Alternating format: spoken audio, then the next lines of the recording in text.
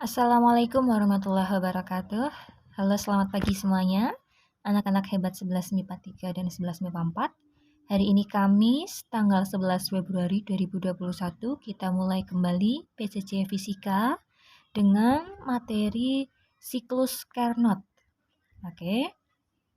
Ya, sebelum kita membahas lebih lanjut tentang siklus Carnot, sebelumnya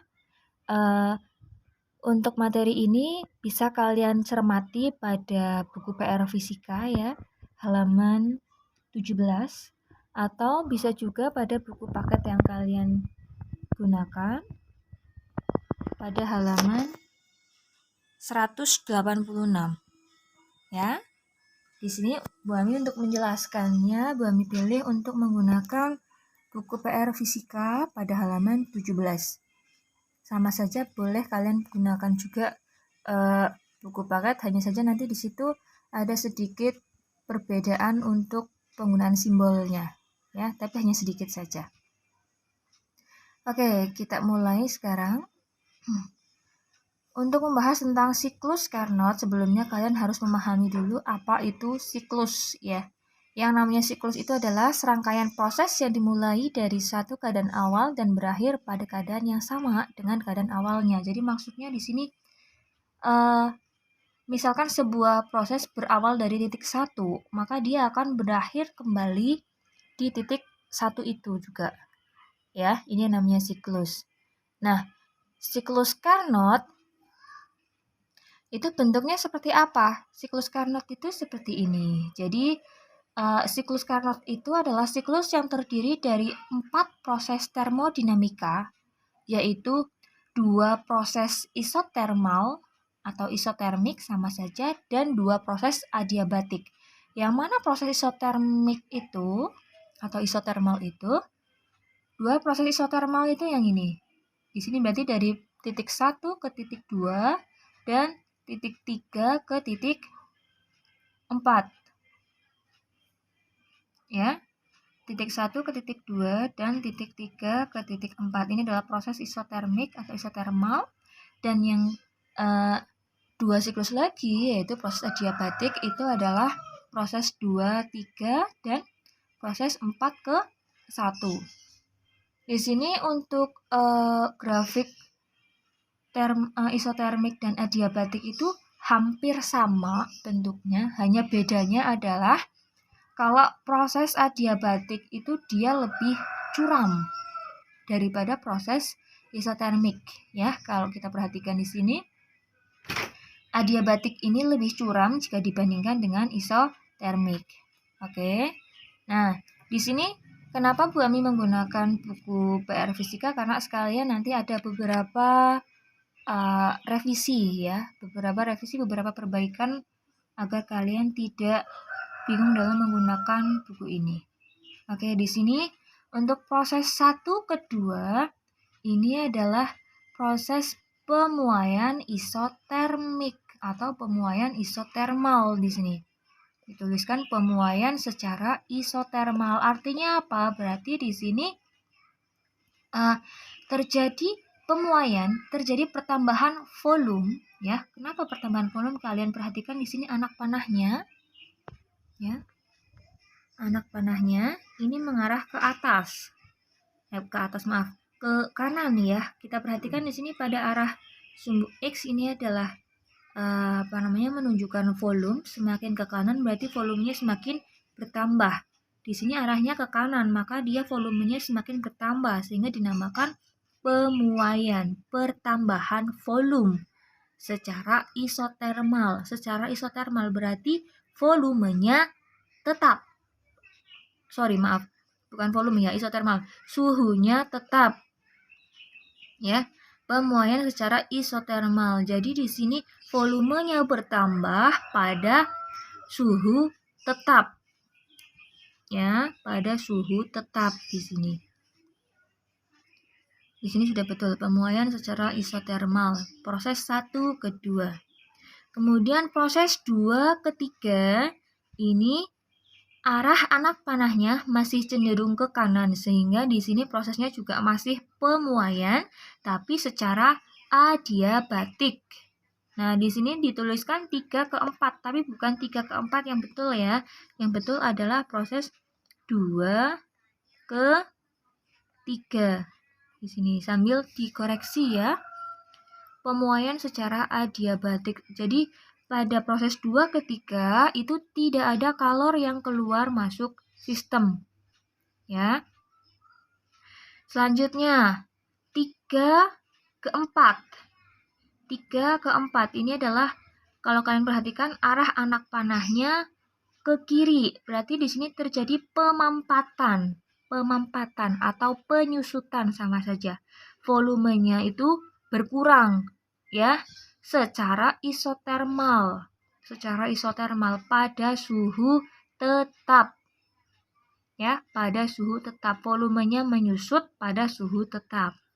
Di sini sudah betul, pemampatan secara isotermal, yaitu proses 3 ke 4. Kemudian, proses 4 ke 1. Proses 4 ke 1 ini adalah proses adiabatik. Volumenya berkurang karena ini juga cenderung ke kiri ya. Cenderung ke kiri. Jadi, proses 4 ke 1 adalah pemampatan adiabatik. Oke, ini adalah siklus Carnot. Ya, jadi terdiri dari 2 proses termodinamika. Nah, bagaimana cara kerja mesin Color Carnot? Jadi di sini penjelasan untuk mesin Color Carnotnya. Jadi untuk siklus 1-2, gas menyerap kalor sebesar Q1 pada temperatur tetap. Di situ tertulisnya T2 ya. Tapi di sini kita gunakan simbol pada temperatur tetap T1. Jadi di sini pada siklus Color Carnot ini, untuk proses 1 ke 2 ini adalah proses isotermal pada suhu tetap, misalkan adalah suhunya T1. Di sini boleh juga kita tuliskan di sini T1, di sini T2. Ya, ini T1. Volumenya bertambah pada suhu tetap T1. Sistem atau gas menyerap kalor sebesar Q1. Kemudian, suhu sistem sama dengan suhu reservoir panas, sehingga disebut proses isotermal. Di sini, gas itu menyerap kalor sebesar Q1 pada temperatur T1. Ya, T1 di sini nilainya itu lebih besar dari T2. T1 itu lebih besar dari T2.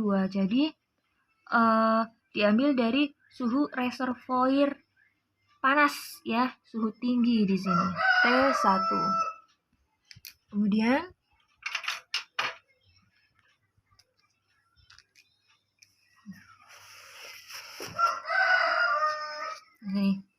gas memuai dan melakukan usaha pada pengisap. Oleh karena energi dalam tetap, maka usaha yang dilakukan pada sistem sama dengan kalor yang diserap.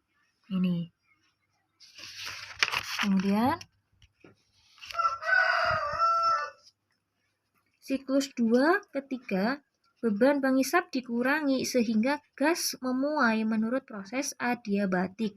Terjadi pengurangan energi dalam dan suhu sistem menurun sampai dengan suhu pada reservoir dingin T2. Jadi di sini ya, pada proses 2 ke 3 suhunya itu mulai turun ya. Yang semula suhunya adalah T1, suhu tinggi ya, T1 lebih dari T2. Pada proses 2 ke 3 suhunya itu mulai turun ya. T2 itu yang dingin.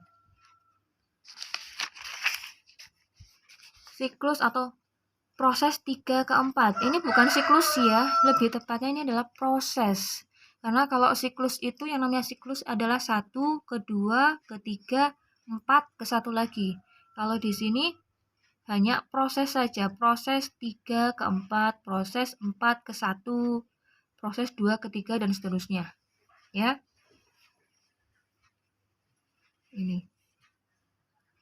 Untuk proses 3 ke 4, gas mengalami penyusutan secara isotermal dengan membuang kalor Q2 pada reservoir dingin bertemperatur T2 sehingga usahanya negatif di sini. Kemudian siklus atau proses 4 ke 1 ini beban pengisap ditambah sehingga gas menyusut menurut proses adiabatik. Ini terjadi penambahan energi dalam dan suhu naik sampai sama dengan suhu pada reservoir panas T1. Ya. Nah, yang perlu kalian perhatikan di sini, usaha pada mesin pemanas Carnot. Usahanya itu sama dengan selisih kalornya W sama dengan Q1 dikurang Q2. Q1 adalah kalor yang diserap oleh sistem, Q2 adalah kalor yang dilepaskan oleh sistem, ya. Di sini. Mana kalor yang dilepaskan? Ini. Ya, jadi pada proses 1 ke 2 di sini sistem menyerap kalor dari reservoir panas T1, ya, yang bersuhu T1. Kemudian pada proses 3 ke 4 di sini sistem atau gas ini melepaskan kalor Q2. Ya, Q2. Sehingga besar usahanya ini sama dengan Q1 dikurangi Q2. Nih. Karakteristik mesin kalor Carnot dinyatakan dengan efisiensi mesin, yaitu perbandingan antara usaha yang dilakukan dengan kalor yang diserap. Nah, secara matematis efisiensi disimbolkan dengan, ini bacanya eta, ya. Eta sama dengan W per Q1, usaha dibanding dengan kalor yang diserap, dikali 100%, karena efisiensi mesin itu dinyatakan dalam persen, ya. Usaha nilainya adalah Q1 dikurang Q2. Jadi eta sama dengan Q1 dikurang Q2 per Q1 kali 100%. Sehingga eta, bentuk ini kan bisa kita buat lagi menjadi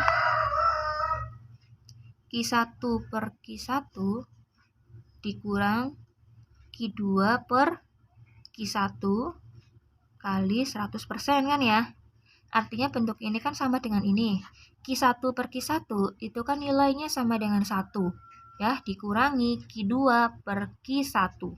Q2 per Q1. Jadi eta sama dengan 1 dikurangi Q2 per Q1 kali 100%. Ya. Nah, perbandingan kalor yang dilepas dengan kalor yang diserap itu sama dengan atau sebanding dengan perbandingan suhunya.